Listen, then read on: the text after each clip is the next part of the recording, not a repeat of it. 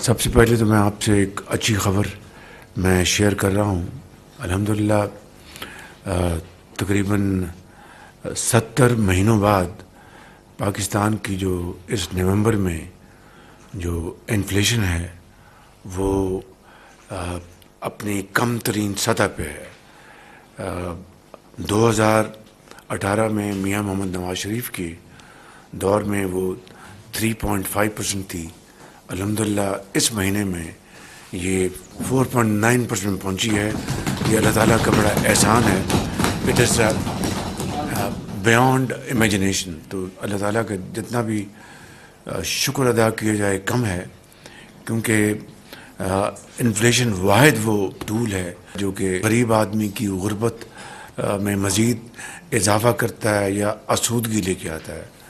تو الحمدللہ یہ ایک ریکارڈ 70 ماہ بعد یہ ایک کمی آئی ہے۔ تو خدا تعالیٰ کے فضل و کرم سے اس سے مزید ملک کے اندر عام آدمی، غریب آدمی کا بوجھ کم ہوگا، اور امید کی جانی چاہیے کہ اگلا جب اسٹیٹ بینک کا جب ان کی میٹنگ ہوگی تو اس میں پالیسی ریٹ جو ہے انفلیشن اور کم ہونے سے مزید اس میں بہتری کے امکانات ہے۔ بہرحال یہ فیصلہ تو اسٹیٹ بینک نے کرنا ہے۔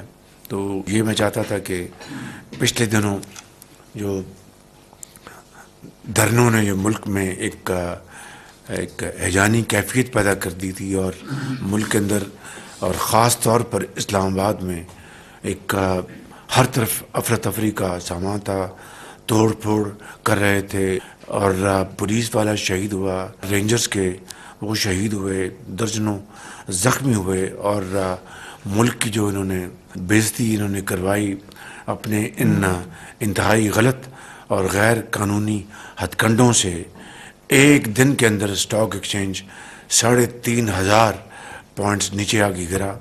لیکن جو ہی اس رات ڈی چوک سے اور پیچھے جب ہٹے تو اگلے دن اسٹاک ایکسچینج نے دوبارہ باؤنس بیک کیا، اور نہ صرف پچھلے دن کے جو لاسز تھے ان کو میٹیگیٹ کیا، بلکہ جو گینز آئے۔ تو میں سمجھتا ہوں کہ یہ ایک بیرومیٹر ہے کہ اگر سینٹیمنٹ پازیٹیو ہو تو معاملات بڑی تیزی سے آگے بڑھتے ہیں۔ تو سینٹیمنٹ الحمدللہ پازیٹیو ہے، آپ کا انفلیشن مزید کم ہوئی ہے، اور اب میں سمجھتا ہوں کہ ہمیں اب گروتھ کی طرف بڑھنا ہے، اور ہمیں بالکل فوکسڈ اپروچ سے گروتھ کی طرف بڑھنا ہے۔ کس طرح ہم اپنے جو معاشی استحکام کے ساتھ اپنی جی ڈی پی میں اس میں ترقی لے کے آئیں، ملک کی economy, exports, remittances, production, local industry, employment, special economic zone, یہ سارے وہ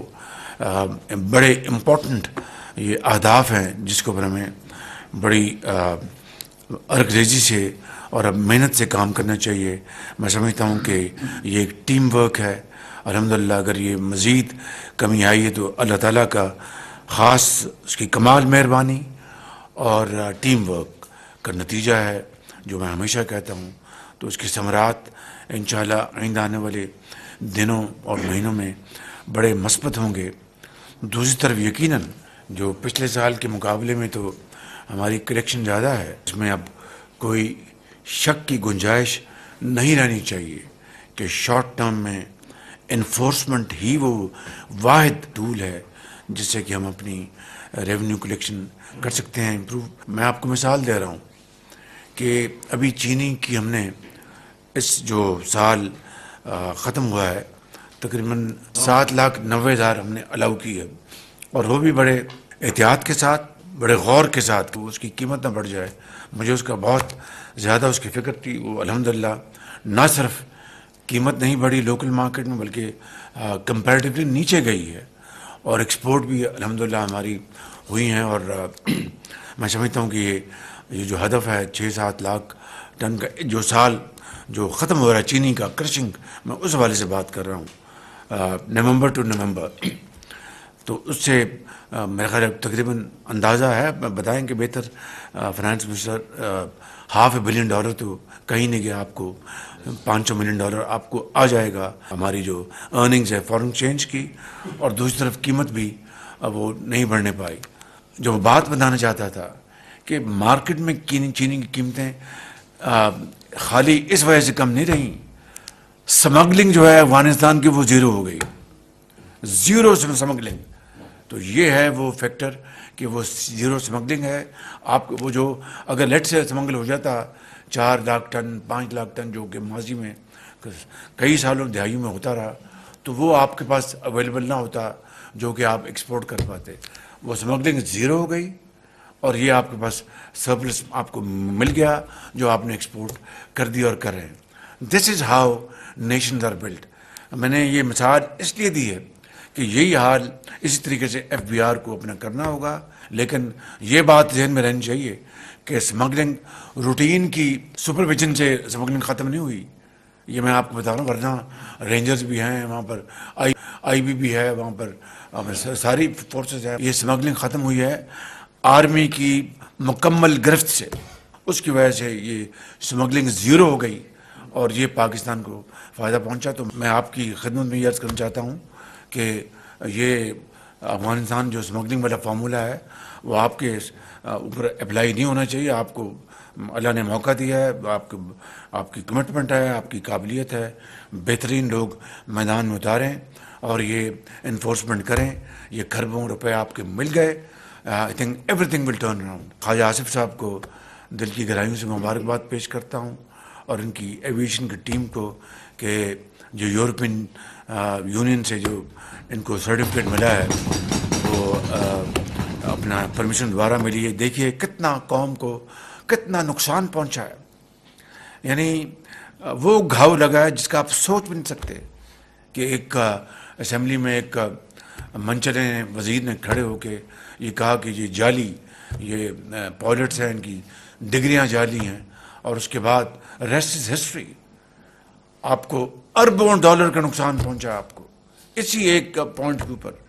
اور I am probably not wrong in my assessment کہ اگر یہ جو پی آئی کی جو بڈنگ کے پروسیس میں اور اگر کوئی ویک پوائنٹ تھے تو یہ بھی ایک آنسر تھا کہ بھئی یہ ہمارے روٹ سارے چوکڈ ہیں، اگر لے لیا تو فلائی کہاں سے کریں گے۔